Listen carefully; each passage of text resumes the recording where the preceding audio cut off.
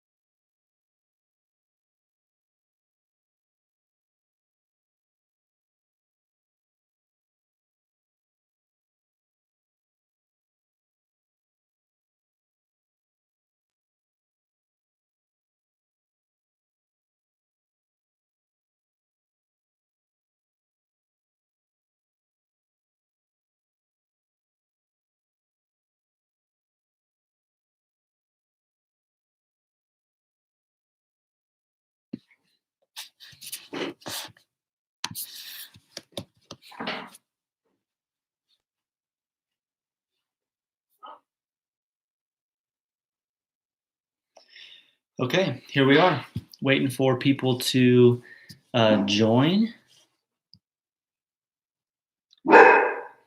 as Summer barks in the background. And we also are on YouTube. If so, there's several people on there, although I can't see who it is. So feel free to comment, anybody, if you want us to know. Robert McDonald, I see that name there. Here, yeah. Summer just got through a barking fit, so she may keep it up. We'll see. Okay, so people are joining in. I emailed out the, and I got two computers going on. Hey, Steve. I got two computers going on, so if it looks like I'm not looking at you, making good eye contact, I apologize. But I am trying to offer this in a couple different mediums, mainly because I know not everyone has Facebook or would want to use Facebook. But I'm also just testing out a couple different things just to see what works and what doesn't work. And so it seemed like, I'm not really sure why, but it seemed like this morning in the auditorium, the YouTube feed worked better. So it was nice to experiment with a couple different things to know what'll be best going forward. But again, this also just allows it to be available in two different places, so that anybody can see it, whether you have Facebook or not. Again, I emailed out the handouts. I'm kind of thinking on, seems like I saw on Facebook, thought there was an option to share my screen. Thought I saw that earlier. Huh, where did that go? Maybe not, maybe I made that up.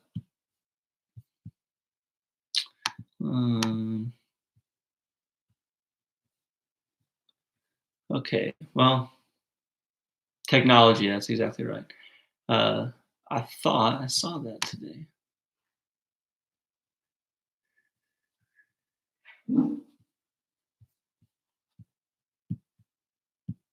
Okay, well, that's a bummer because I thought I was gonna be able to share the screen and show the handouts, but looks like I'm not gonna be able to do that. So I guess I could do like this the whole time. I could like hold up the handouts so you can see. But again, you can access those handouts through the email, and they have blanks. It's kind of the way I've been doing these handouts for this class, is that there's been blanks to fill in as we go through the material. So again, having those on hand and maybe even printed out, or if you can write on your tablet or something to fill those blanks, might be a nice way to follow along. But looks like we have a dozen or so people that are logged in. So we'll go ahead and get started since we're a few minutes after 5 o'clock here. Okay, so I realize some of you have been in the class, some of you haven't, and so some of this will kind of make sense what we're doing. Some of you may need a little more filling in, but basically, this is a class on the book of Jeremiah, and this is going to be like, let's see, 2 quarters. So what is that? 6 months. That it's going to take us to get through Jeremiah, and we've really just started. This is like would be the third class, and so we've been doing some background material to kind of pave the way for our study of Jeremiah.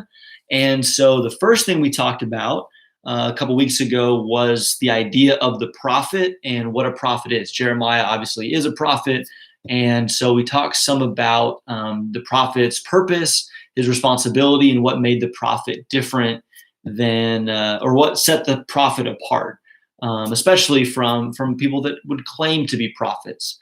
And so I'm going to review a little bit of that. This is on handout number 1. And this first couple of things I think is really relevant to what we're doing in this class, which is that the purpose of the prophet, I gave 3 things. The first being to interpret history. meaning that as things were happening, the prophet was able to tell the people, hey, look at what's happening to you right now, and this is why that's happening. Interesting tie into our sermon actually this morning that we're kind of left without that today. It would be nice maybe to have prophets come along and say, hey, God says this is why this is happening. But the prophets for Israel did that very thing. The prophets for Israel told them, here's what's happening, right? This superpower is emerging in the region, and they're going to, besiege you or attack you, or they are attacking you. And here's why. It's because God is upset because of this, that, or the other, right? And so the prophets interpret history. That's their first purpose. And they also, the second thing we said was that they enforce covenants. And so maybe the easiest example of this is the covenant that God made with Israel at Mount Sinai. And we'll kind of start there today. But if you remember, that covenant was made with the people of Israel at Sinai, saying, you keep my commandments, you'll be my holy special people, I'll take care of you, so on and so forth. But if you break this covenant, if you forsake me, then here's the consequences of that. And so the prophets would come along later, and the prophets would say, hey, this is what the covenant said, and here's how you're stacking up against it. And most of the time, especially with that Mosaic covenant, it was you're forsaking the covenant, and so these are the consequences. So the prophets are holding the people accountable, so to speak, to the covenants.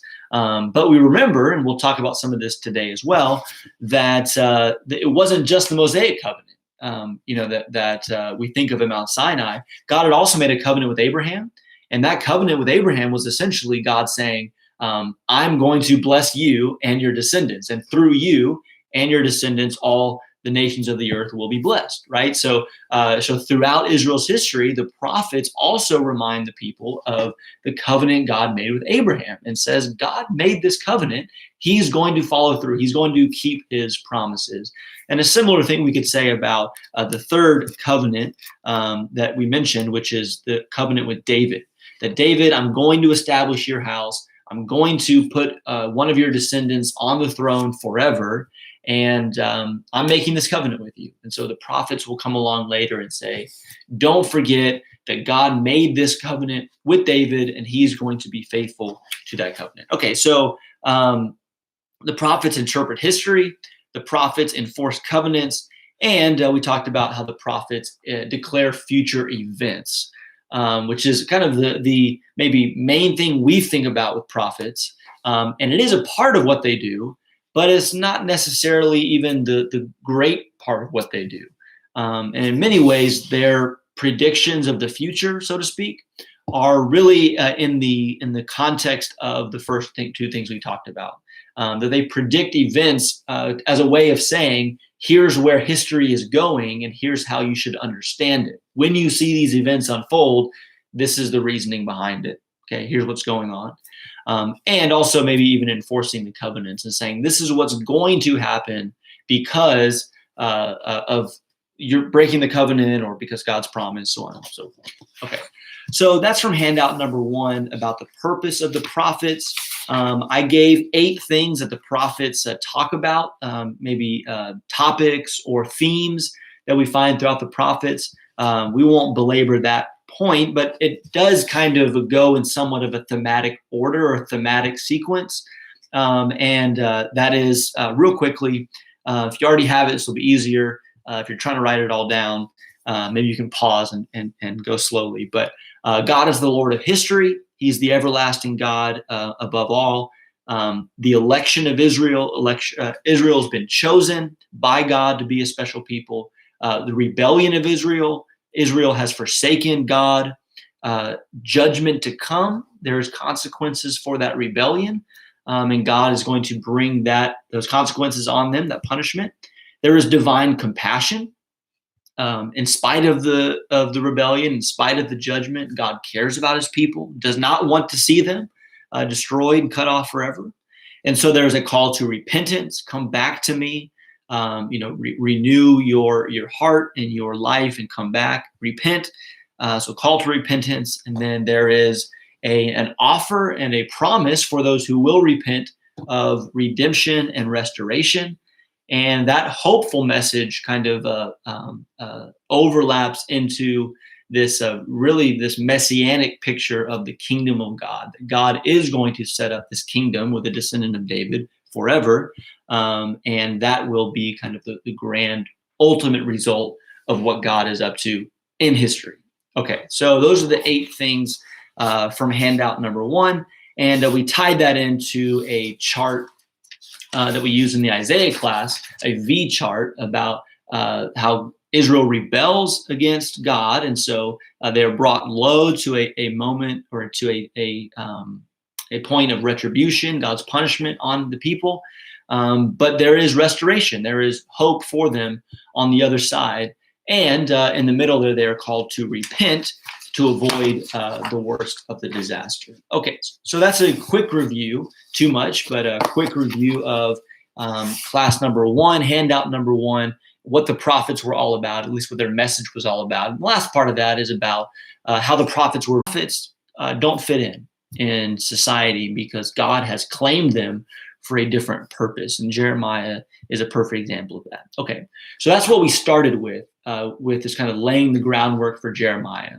And then what we were doing next, as you see in handouts 2 and 3, is that we are discussing the history of Israel. So there's a lot here, and maybe too much. At some point, this may get kind of overdone or overbearing.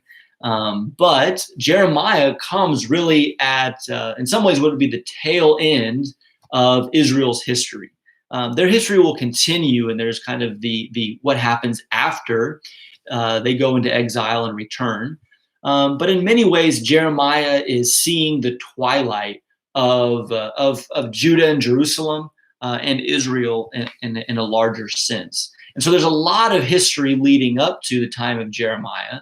And really, as well as we can understand it, and especially understand the arc of history leading to Jeremiah, I think that will help to make a lot of sense of what Jeremiah is saying in the book. And these will be things that we'll continue to refer back to. So we don't need necessarily to say all of it up front. But as much as we can kind of get out there and understand on the front end, then as we see things in Jeremiah and refer back to them over the next few months, they will make more sense. Okay, so if you're looking at handout number 2, again, these were emailed out just a minute ago on the Bel Air email group, the Yahoo groups. So if you saw that, if you have your phone or your computer, you can pull them up as PDFs, or if you can print them, you can even write in the blanks as we go, or just try to remember and write in the blanks later. But we had made it about halfway through. So we talked about Abraham and the patriarchs and this idea that God made all these promises to Abraham, to Isaac, to Jacob, to Judah. And really all of that, this is something we said in Wednesday's class, all of that can be summarized with one word. And that's blessing or blessed or bless. I mean, this is what is said in maybe all of those passages. You think maybe all of them, but one or two, if that. That I put on this handout. God uses that word bless or blessed. This is what he told Abraham, I will bless you. Through your descendants, all the nations of the earth will be blessed. And there's a lot to that word. We don't want to take too much of a tangent here. But essentially, one way to think about it is that because of Adam's and Eve's rebellion against God, and because man had been cut off from God, that relationship with God, that fellowship with God had been lost, that original blessing, Genesis chapter 1 says that God made man in his image and he blessed him. And so, that especially in its original sense is probably something that we can't even wrap our minds around, that idea that in the beginning when God made man and woman, and they were living in fellowship with God, and they were in the garden with him, they were blessed. And that's just a more profound and deep idea than we can really grasp on this side of the fall. Okay, but that blessing was lost because of sin, because of Adam and Eve's rebellion. right? And so one way to think about the promises to Abraham and the patriarchs is God saying, I am fixing that problem that started in Genesis chapter 3, that I am bringing the blessing back to mankind, back to man and woman. And I'm going to do that through Abraham and through Abraham's family. Okay, so now we know the end of the story, right? We know that what that is eventually pointing to is Jesus, who comes from the line of Abraham, Isaac, and Jacob, comes from the people of Israel, and it is through Jesus, the son of Abraham and the son of God. It is through Jesus that God finally solved the problem of sin and makes it possible to have that ultimate and eternal reconciliation between God and man. Okay, so we know that. But if you're just kind of following the story of the Bible, what you see in Genesis is just that kind of vague notion, that kind of big picture notion that God is saying to Abraham and to his descendants, I'm going to bless the world through you. And so Abraham's family is singled out, so to speak, to be the family and to be the nation, because remember, that's part of the promise, to be the people through whom God blesses the world. And that's kind of why the Old Testament then kind of narrowly focuses in on this one family of people and tells their story all the way through the Old Testament. Okay, so we talked about the patriarchs. We talked a little bit about the Exodus, and I gave you some passages there. The Exodus is that kind of big event when God saves his people from captivity, and that is him demonstrating to them that he loves them, that he cares about them, and that he has chosen them for this special purpose. And he says in Exodus chapter 19, I bore you out on eagle's wings to bring you here to Mount Sinai so that we can establish this covenant, that I will be your God, you will be my people, you are a people holy and special to me. And that deliverance from Egypt is God demonstrating exactly that. But remember that those passages also say that God's kind of goal in doing that was to make his glory known throughout the whole world, that people would know, that the whole world would know that he is God and he alone is God. Okay, so the Exodus has that kind of special significance for Israel and that kind of cosmic significance in terms of glorifying God in the world. So the people are led out of Sinai. They are a people at this point, over 1 million of them. Okay, this family of Abraham, Isaac, and Jacob, or Israel, that has now become a great people. They are brought to Mount Sinai, and God establishes his covenant with them there. I gave a bunch of things on the handout in terms of what was communicated at Sinai. 10 Commandments serve the basis of the law. There is a lot of Sabbath law that will be important in the book of Jeremiah. This idea that God had given his people these regular rhythms by which to remember him every seventh day, every seventh year, every seventh year, the year of Jubilee. And these were set aside for his people to set aside this time and to focus on God, to remember him, and to rest in their special relationship with him and to enjoy that. But they don't really ever do that. And that's part of what comes into play in the book of Jeremiah. Okay, so there's instructions for the tabernacle that they're told to construct so that God can dwell among them. There's instructions for worship, particularly sacrifices, so that atonement can be made for sin and that relationship can be maintained. There are instructions for feast days. The Day of Atonement in particular is what I gave you there in Leviticus 16 and 17. Again, kind of the day that the high priest would go in and make atonement for the sins of the people. Okay? And then there is a lot of stuff that we remember about ritual purity, being unclean versus being clean, and what you eat, what you wear, what you touch, all that kind of stuff. This is the hardest part of the law for us to understand. But really, in the end, it is a symbol, I think, of the next thing, which is moral purity. The people were learning about being different. They were learning about setting themselves apart. Okay, so eating differently was, for example, a way for them to in a very tangible way, be different, because God had called them in terms of their morality to be different. Okay, and that's why, just as a side point here, when you move into the new covenant, the ritual purity laws is what kind of passes away, and what the New Testament talks about as being shadows of something greater. But if you look at the moral code of the Old Testament, and maybe aside from the particular punishments that were given in the law of Moses, but the essence of the moral code in the Old Testament doesn't change when you come into the New Covenant, because these are the moral laws that God has put in place. And he called his people to be different and to be obedient in those ways. And the ritual purity laws were maybe a way to symbolize that holiness in everyday life. Okay. And then the last thing I gave you there was the terms of the covenant. And that's where we left off on Wednesday, for those of you following along with that. Okay. This is a little bit hard because there's no sense of body language, eye contact. For all I know, the 20 people that I see that are on right now have turned on their computers and they've gone to watch a movie or something.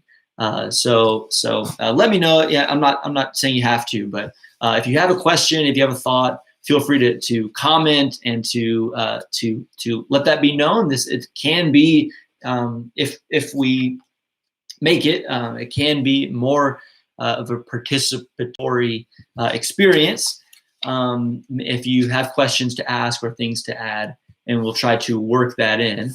Thank you, Kim. That's a reassurance. That boosts my confidence. So, but if not, you guys know I can talk, and that's what I do. So I'll keep talking as long as I feel like it. Okay, so here's where I want to start, and that is in Leviticus 26. So let's turn there to Leviticus chapter 26, and Leviticus chapter 26 is something we described earlier, which is God saying, here's the covenant I'm making with you. If you keep it, here's what's going to happen. If you don't keep it, here's what's going to happen. And we're going to focus on the negative for now. But you could look at the beginning of Leviticus chapter 26, and you could see that he says, for instance, in Leviticus 26, verse 3, if you walk in my statutes and keep my commandments so as to carry them out, then I shall give you rains in the season, the land will yield its produce, the trees of the field will bear fruit, so on and so forth, right? So the first part is you keep the commandments, you keep the covenant, I'm going to bless you, would be another way of saying that. And all these things, you'll have victory over your enemies. I will dwell among you. Notice verse 11, I will make my dwelling among you. My soul will not reject you. I will also walk among you and be your God, and you shall be my people. Okay, so that's if you keep the covenant, right? That blessing on his people. But notice verse 14, he says, if you do not obey me and do not carry out all these commandments, if instead you reject my statutes, and if your soul abhors my ordinances so as to not carry out all my commandments, and so break my covenant, I in turn will do this to you. And there's a colon there in our English Bibles, and everything that comes after that is what God will do to the people if they do not keep the covenant. So there's a bunch of terrible things, plague and pestilence and so on, that are listed in the following verses, but skip down to verse 27. This is where we want to focus on. Again, this is kind of where we're headed when we talk about the book of Jeremiah. Okay. Verse 27 of Leviticus 26. Yet, if in spite of this you do not obey me, so I've done all these terrible things, these punishments to wake you up, if you do not obey me, but act with hostility against me, then I will act with wrathful hostility against you. And I, even I, will punish you 7 times for your sins. Further, you will eat the flesh of your sons, and the flesh of your daughters you will eat. I will destroy your high places, cut down your incense altars, heap your remains on the remains of your idols, for my soul shall abhor you. I will lay waste your cities as well, and will make your sanctuaries desolate. I will not smell your soothing aromas. I will make the land desolate, so that your enemies who settle in it will be appalled over it. You, however, I will scatter among the nations and will draw out a sword after you as your land becomes desolate and your cities lay waste. Okay, so we kind of see the end of the story from the beginning. That God says, okay, after all, if you continue to disobey in spite of all these things that I'll do, ultimately, I'm going to remove you from the land. And not only just remove you from the land, and you're going to live among as exiles among foreigners, but I'm also going to bring a total destruction, destroy the city, destroy the sanctuary, lay waste, make your land desolate, right? So we kind of see where this is going. Or at least, even if you're just in the moment, you're realizing where this could go if the people are unfaithful. Notice, by the way, the next verse or several verses here, as we put together this idea of the Sabbaths that we mentioned earlier. It says, then the land will enjoy, this is Leviticus 26, verse 34, then the land will enjoy its Sabbaths all the days of the desolation, while you are in your enemy's land. Then the land will rest and enjoy its Sabbaths. All the days of its desolation, it will observe the rest, which it did not observe on your Sabbaths while you were living on it. As for those of you who may be left, I will also bring weakness into the hearts of the land of their enemies, and sound of a driven leaf will chase them. And even when no one is pursuing them, they will flee from the sword and they will fall. Okay. By the way, if you continue reading, in Leviticus 26, we actually get the kind of, in some ways, the more of the story, which is that even once the people are removed from the land, those that turn their hearts back to God will be brought back to the land. So there will be a restoration, which Jeremiah himself will look forward to. But I wanted to point out this idea of the terms of the covenant. I'm giving you this land. I'm bringing you in this land, giving you stability and protection in it. But if you forsake the covenant, then I will remove you from the land. I'll destroy the land. And this particular note about the Sabbaths, that for all the Sabbath years that you don't let the land rest, then I will kind of bring that to the land and force that upon the land, so to speak, by removing you from it and giving the land an opportunity to finally have the Sabbaths or the rest that it never received. Okay. So that's the terms of the covenant, or at least part of the terms of the covenant. And where this goes is in Leviticus into Numbers and Deuteronomy. And if you're keeping up with the Bible reading we're doing, this is exactly where we are. So we've talked some about this. But Leviticus is the law received at Mount Sinai. Okay. Numbers is describing the journey of the people towards the promised land. But you may remember that they don't make it. At least those particular people don't make it. And they rebel against God. And because of that, God tells them this whole generation is going to fall in the wilderness, and you're going to wander for 40 years as everybody dies. And the next generation, your children, will be the ones that go into the promised land. Okay.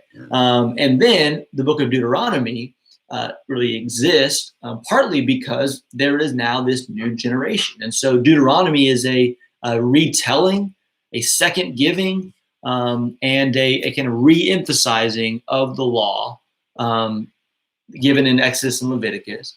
One, because it's a new generation, and two, because they are being prepared to finally cross over the Jordan and enter into the promised land. And Moses, who is not going in, by the way, remember he had to see it but not enjoy it because of his own disobedience. He is telling them, when you enter into the land, this is what God expects of you. So that's what Deuteronomy is, and that's why you have this kind of another version of what we read in Leviticus 26 in Deuteronomy 27 and 28. Another a giving of the terms of the covenant. And Steve points out the symmetry of blessings and cursings, and that's exactly what you see in Deuteronomy 26, 27, 28, I believe. They actually stand on two different mountains and they shout back to each other. These are the blessings if you keep the covenant. These are the curses if you don't keep the covenant. But all that is reiterated in the book of Deuteronomy as the people are prepared to go into the land of Canaan. Okay, so what's the point of all this? The point is that the people knew. They were aware. God had communicated to them fully. I want to bless you. I want you to be my people. I am putting you in this land to take care of you, to give you everything you need, and to make you great among the nations, so that this blessing can be brought to the whole world. But unfortunately, really the story of the Old Testament from the beginning is the refusal of the people to accept that calling that God had given them, to live up to that calling that God had given them, and to keep the covenant that God had made with them. Okay, so on your handout, handout number 2, again, these were emailed out just a few minutes before we started. I gave you two of the most famous examples of that early on, which is the golden calf incident in Exodus 32, before they had even left Mount Sinai. And then Numbers 13 is what we referred to earlier, where they are told, hey, go spy out the land, prepare to enter into it and conquer it. And 10 of the 12 spies come back and say, we have no chance. We can't take this land. The people are huge. The walls are huge. And we're like grasshoppers. We'll just get smushed. And so because of their disbelief, then they are kept out of the promised land in Numbers 13. So that kind of indicates from the beginning that that's going to be the theme of the Old Testament. And that continues even when they enter into the land. So moving on to the next kind of period of history, which is the conquest and the judges. The book of Joshua, which comes next after Deuteronomy, obviously. The book of Joshua is in many ways an encouraging book because Joshua is a good leader. He's following in the footsteps of Moses. And through his righteous leadership and courageous leadership, the people enter into the land. They have victories over the people of the land. They are starting to bring about this great conquest that God had provided for them. But it's not as good as it could be, I guess. And a lot of that we see when we come into the book of Judges. The first chapter of the book of Judges says, hey, with Joshua's leadership, the people went in and they started conquering the land. But the first chapter of Judges goes on to say, this section of the land wasn't conquered and the people were left in it. This tribe couldn't conquer this region, and so the Canaanites remained among them, so on and so forth. The people didn't achieve a full conquest of the land. And the way that those passages are, the way that the text reads in those passages, I think makes it clear that it's because they lacked faith in God to go in and drive out the people as he had commanded. And so those people hanging around, the people of the land, the Canaanites, then those people hanging around in the land among the Israelites kind of sets the stage for or we could say they're like weeds in the middle of the land that are going to draw the people away towards these pagan and idolatrous practices. And so again, just starting out on the wrong foot, even with Joshua's great conquest, people are left behind. That will be bad influences on them. Okay. Then the rest of the book of Judges talks about that moral decline. That's fairly familiar, so we won't belabor that too much. But that passage I gave you in Judges chapter 2 is really interesting because it describes that turn from the generation of Joshua and their faithfulness. But as soon as that generation has passed away, the next generation has forgotten God. They've forgotten what God did for them in that conquest. And so they turn really away from God to follow after their own desires. And that famous last verse of Judges 21:25 says, in those days, in the days of the judges, there was no king in Israel. And so every man did what was right in his own eyes. Okay. And that's important in moving forward, this idea of there being no king in Israel. Because what will happen in the next book, in the book of First Samuel, is that we will hear about the kind of setting up of the monarchy in Israel, of the kings of Israel, right? Remember back in the book of Genesis, God, one of the promises God had made to Judah, well, really Jacob had given Judah, his son Judah, this blessing, but God clearly seems to be behind this blessing. And Jacob, or Israel, says of Judah, the scepter will not depart from your house, right? So there is this prophecy that the tribe of Judah will be the ruling tribe, and through them kings will come to rule over God's people, right? And so God had in his mind, I think all along, that there would be kings, but good kings. In fact, in the book of Deuteronomy, I believe it's Deuteronomy chapter 17. I can check that real quick.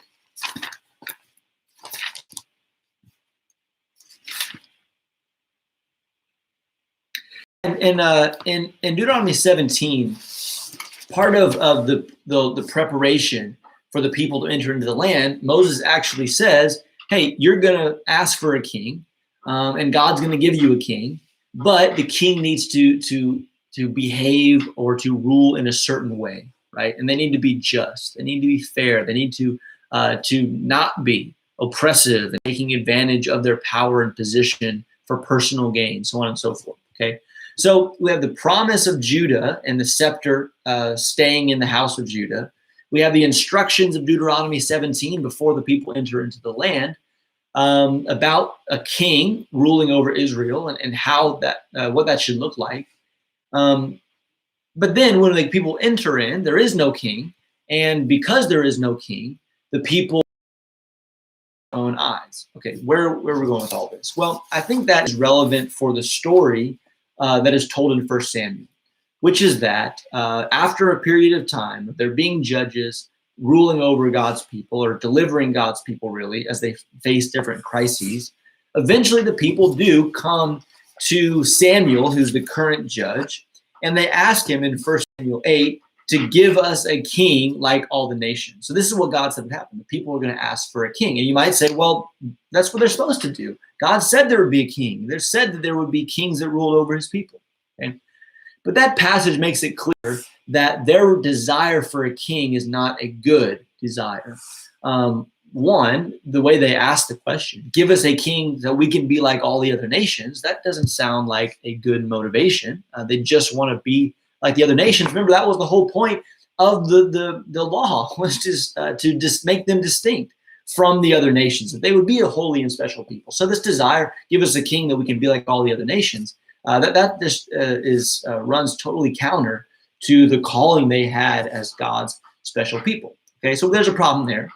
But remember, in that story, Samuel there in 1 Samuel chapter 8, he is hurt, I guess you could say, by the request that they make. And he's thinking, well, I've been ruling over this people, so to speak. I've been their judge. I've been their counselor. I've been the one that people go to for decisions, for rulings, for help, etc. So he feels a little bit put out by the fact that they would want a king instead of the current arrangement, right? But beyond that, God actually tells Samuel on that occasion, 1 Samuel chapter 8, he says, you know what, Samuel, don't feel too bad about this. They are not rejecting you. They are rejecting me, that is God, from being king over them. All right. So put that together with what the book of Judges said. The book of Judges says there's no king in Israel. And so every man did what was right in his own eyes. All right. When we come to 1 Samuel chapter 8 and God says they're not rejecting you, they're rejecting me from being their king, we learn that the problem in Israel is not simply that there is not a human king to rule over them and to lead them in the ways of justice and righteousness. The real problem is that God is not their king, that they're not looking to him as the ultimate authority, and that's where all of their problems come from. All right. And so the people want a king like all the other nations, and God gives them one. And he gives them Saul. And really, one way to think about it is that the people asked for a king like all the other nations. And so God gave them a king like all the other nations. And Saul is a king that is a typical king in maybe the worst sense of that. Although he seems to be maybe a little bit humble or understated at the beginning, as his reign goes on, it is clear that he is really just concerned about himself. He's concerned about his position, his power in the people, or his influence over the people. And so the classic case of Saul's failure to be the kind of king and leader he's supposed to is in chapter 13, where he's been told to wait for Samuel to arrive and offer the sacrifice, but he does not wait. And in his panic, he offers the sacrifice. He kind of feels the pressure of the moment weighing down on him. But notice that. So if you're following along in your Bible, and again, these handouts are available. They've been emailed out. And if you don't have these, let me know. Maybe you can just comment and leave your email. I can email these to you after we're done here. But in 1 Samuel 13 and verse 13, you can see in the verses leading up to this, Saul making his excuses for disobeying God. But notice in 1 Samuel 13:13, Samuel said to Saul, "You have acted foolishly. You have not kept the commandment of the Lord your God, which he commanded you. For now, the Lord would have established your kingdom over Israel forever, but now your kingdom shall not endure. The Lord has sought out for himself a man after his own heart, and the Lord has appointed him as a ruler over his people because you have not kept what the Lord commanded you." Okay. So this is Saul in a nutshell. The people wanted him. He looked like a great king from the eyes of the world. He's tall, he's handsome, he's strong in battle. And yet, it is clear here that he is not the king that God wants, because he will not trust God, he will not obey God. And so through his prophet Samuel, God tells Saul, "You've lost the kingdom. You could have received this kingdom enduring in your family, but you've lost it. I'm going to tear the kingdom from you." And notice he says, "I'm going to give, I have sought out, the Lord has sought out a man after his own heart." We use that phrase a lot about the heart of David. It could be that really instead of that, what God is saying, or what Samuel is saying, is that, Saul is the king that the people wanted, but David is the king of God's heart. He's the king that God wants. And remember, we've kind of been leading up to that distinction, right? Because the people's problem was not that they didn't have a king. The problem was that God was not their king. And so God, when they ask for a king, gives them a bad king, and so they can see what that's like, so to speak. But then after the bad king, he's going to give them the king that he really wanted all along. And that, of course, is going to be David. And we're familiar with David's story. In fact, there's been a class on the books of Samuel recently. And so we can move fairly quickly through this. But let's look at 2 Samuel chapter 7.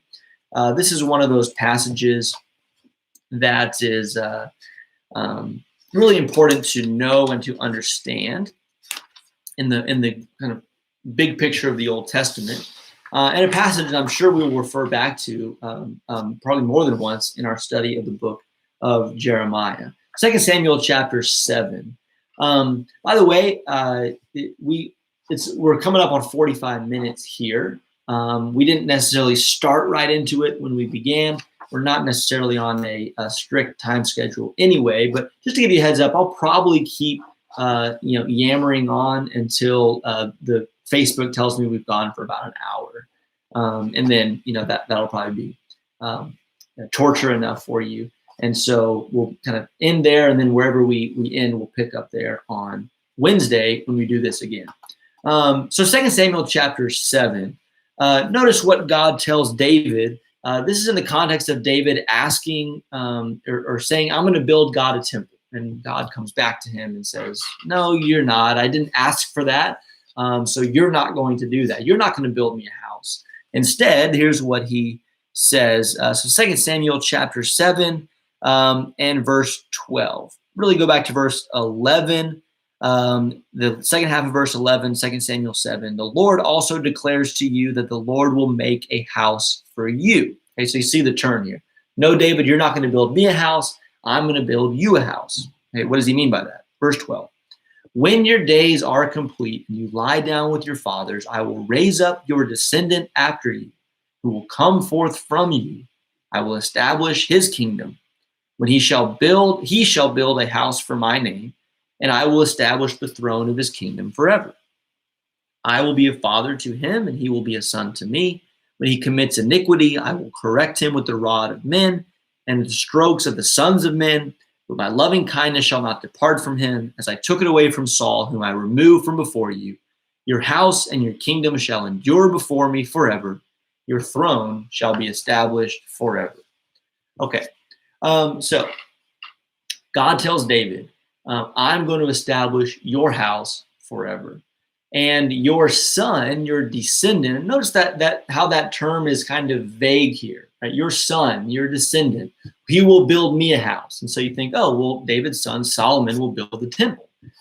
But as he goes on here, he talks about this, your son will sit on the throne and he'll reign forever. And he'll minister justice and righteousness and all this stuff. And you start reading that and you think, well, that doesn't seem to really describe Solomon. That seems to be describing something more. And so I think we see in 2 Samuel 7 what we've already described. God making a covenant with David and saying, your line will endure, okay? And eventually, one of your descendants will be king forever, right? So again, we know the end of the story. We know Jesus, the son of David, will fulfill this and be that forever king, son of David, son of God. Right?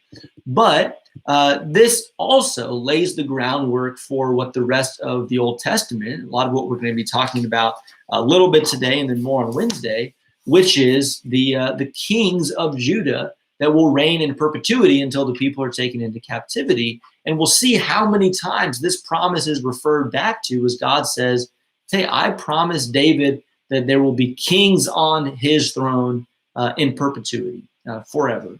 And so we see that in God fulfilling that throughout the pages of First Kings, Second Kings, and then that story is kind of retold in First and Second Chronicles. Okay, so this is a huge moment. This is a covenant God makes with David and this establishing of his house forever. But we go to Solomon. And Solomon, complicated like many of the kings, but suffice it to say that Solomon begins well. He asks for wisdom, if you remember, in 1 Kings chapter 3.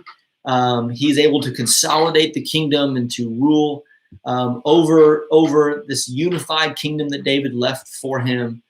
He builds the temple for God. That's kind of a grand description in 1 Kings 6, 7, and 8. He dedicates the temple to God, and everything seems to be great. He talks about him writing Psalms and Proverbs and wisdom, which we have much of that for us in our Old Testaments.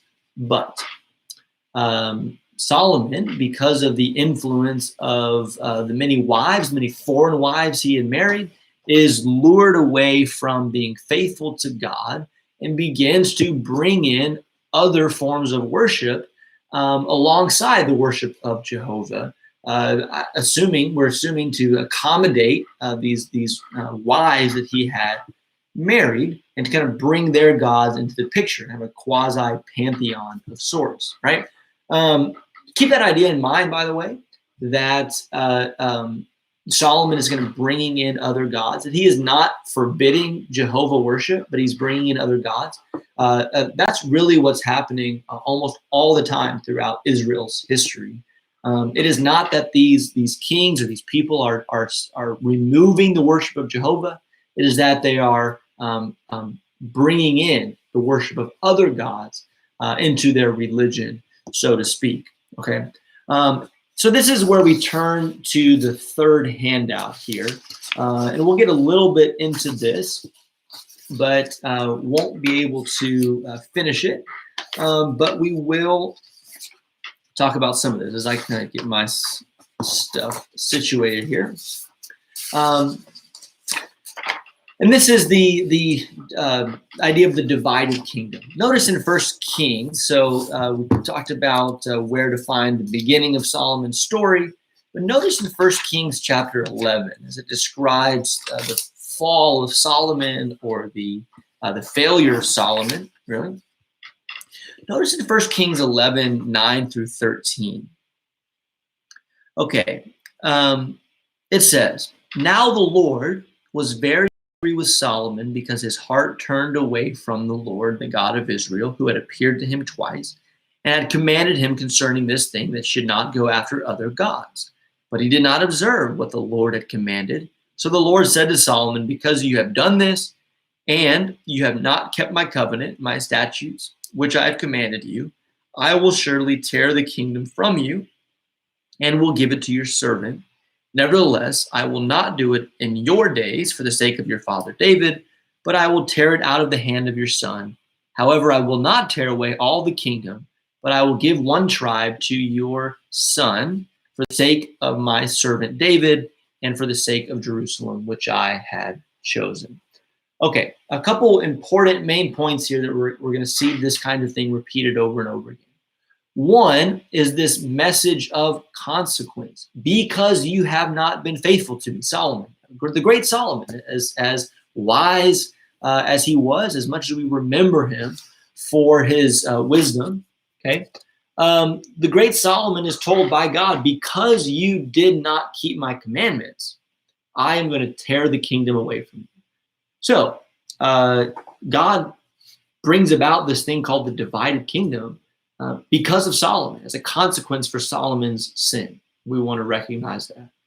But did you notice the last verse of that is this other theme that we're going to see continued throughout the story of the kings, which is, "But I will not do it in your days," he tells Solomon, "and I will leave one tribe, I will leave Judah and Jerusalem, and keep your son on the throne over that segment because of David, because of that promise made to David." And so already we're seeing that covenant made in 2 Samuel 7 as God's commitment to the house of David, in spite of the failures of his descendants, in this instance, Solomon.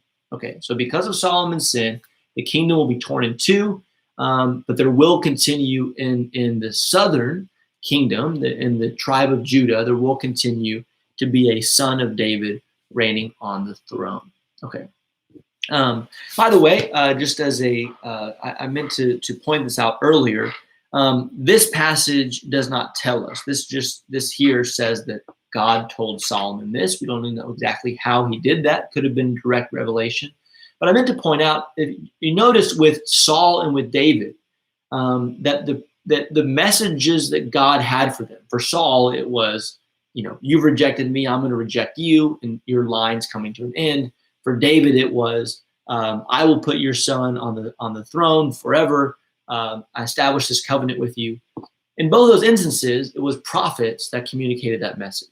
So Samuel, the prophet, communicated that message to Saul, and Nathan, the prophet, communicated that message to David in 2 Samuel 7. And so we should notice in these history books the roles of the prophets. We'll see more of that going forward. But it was the prophet that would go to the king and say, here's what's going on, here's what God is doing, and here's what that means for you.